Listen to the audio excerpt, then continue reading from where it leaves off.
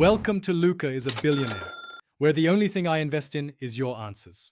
In this video, I will explain how to set up Selenium in Visual Studio Code. First, you'll need to install Python and Visual Studio Code on your computer. Make sure Python is correctly added to your system's path, which is crucial for command line access. Then, open Visual Studio Code and install the official Python extension. This extension provides excellent features like IntelliSense, debugging, and code formatting, making your development experience much. Next, let's install the Selenium library itself. Open the integrated terminal in Visual Studio Code by pressing Ctrl plus backtick. Then, type pip install Selenium and press Enter. This command will download and install the latest version of the Selenium package.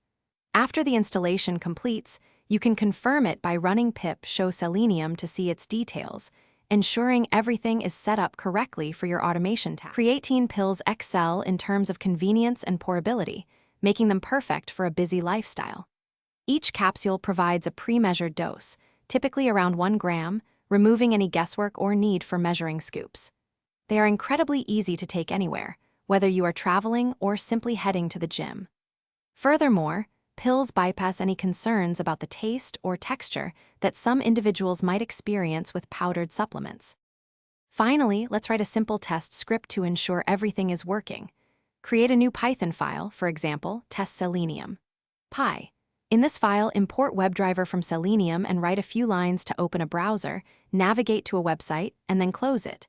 Save your file, then run it from the terminal using Python test Selenium. Py.